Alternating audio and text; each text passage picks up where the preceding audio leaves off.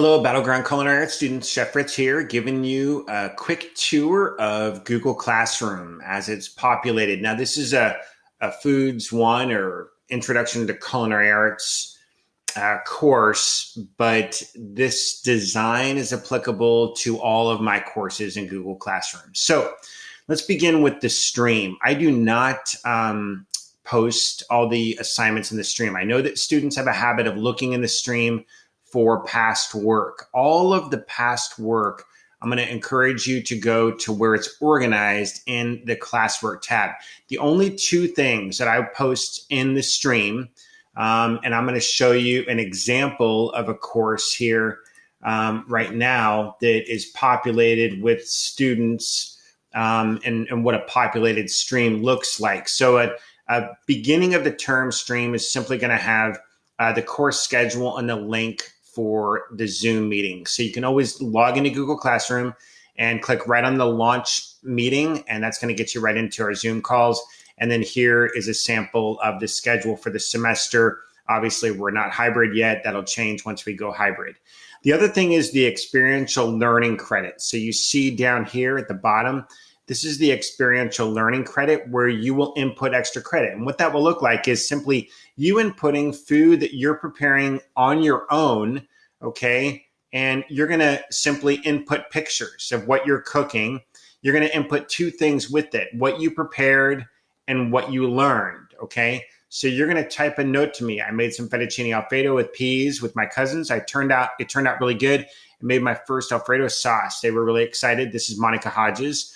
And then she talked about what she learned. And then I want to see some photographs of your food. This is an example of Monica with her ID. And then actually one of her family members, super cute, eating her bowl of fettuccine Alfredo. So involve your family members. Make sure that you have an ID. Here's another one that Monica did. She put the picture of the ID. I just want to see the ID in at least one of the shots or your handwritten name on a piece of paper. That will give me evidence knowing that you have actually cooked the food. So the requirement, as I said at the top of the stream, the requirement here is for you to produce evidence with your name or ID card, knowing that it's your work, and then tell me what you prepared and what you learned. Those are the two things that'll be in the stream. And then going forward, as you all post these, I will simply allow it to come to the top. And then when I grade it, I'll add 5 points of experiential learning credit, I call it, to your extra credit grade in the class. So that's the stream. When I go into classwork, pretty quick overview here, but the goal is for you to see where you need to information on a regular basis. That's the weekly update and lectures. You would click on this and you'll simply see a tab here, and this will take you to our weekly lectures and updated information about the class. So if you miss a class, you're always welcome to view the lectures under that tab. Those will be the one lecture thread for the entire semester will be there. Attendance on asynchronous days will be posted right here under the attendance tab. Your course startup quiz at the beginning of the course is here. And then you'll notice the important part of the layout here is the date. You'll see a date on the left side of every header, and that date is telling you what week that assignment is for. All right. One of the other things that I want to draw your attention to are these particular emojis. So some of them are fun, like down here, some music and some laughter. These ones are indicating that they're videos. This one, the gray book, is indicating that it's materials for the class to study, all right, independently. And then the top one, the question mark, is inferring that this is going to be connected with a quiz, all right? So you see here the word quiz following it.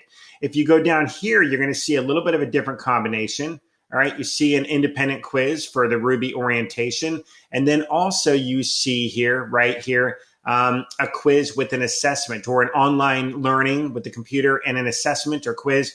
And that's a Ruby, all right? So this is categorized. I consider this to be an assignment here.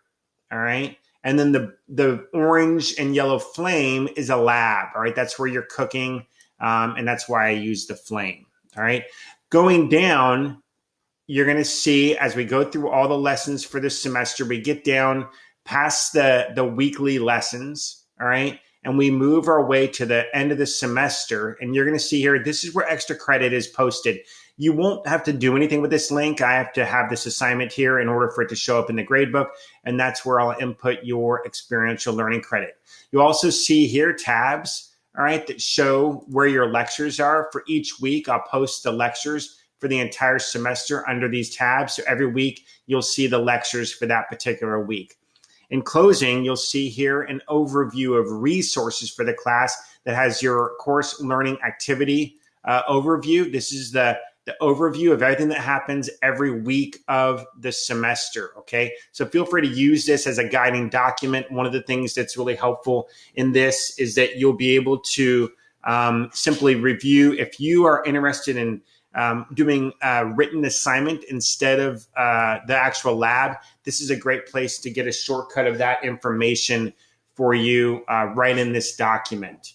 All right, so going back, you'll see again, the abbreviated information that's available to you at the end of the class, the recordings, the syllabus, example research essay, if you choose to do those equivalency assignments for your labs in place of your lab.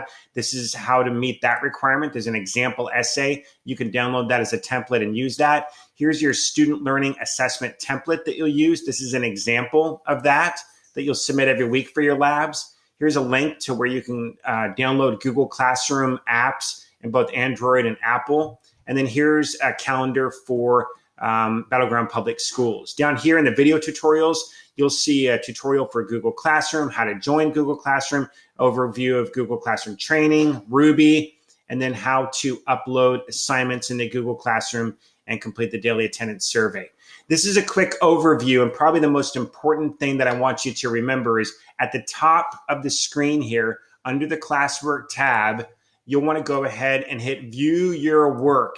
And this is where you're going to see your particular performance in the class, and you can learn how you're doing in the class. So hit view your work. Now, if you go back to the screen where you got, where you had your menu of classes, right here as well, you can see you've got a view your work option here as well.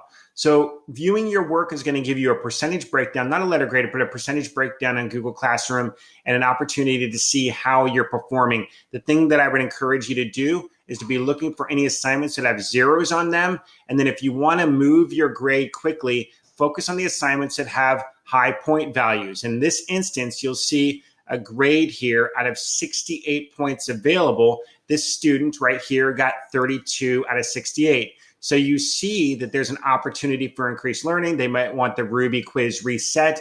They would reach out to me and remind, and I would reset it for them, and they could retake it and resubmit it.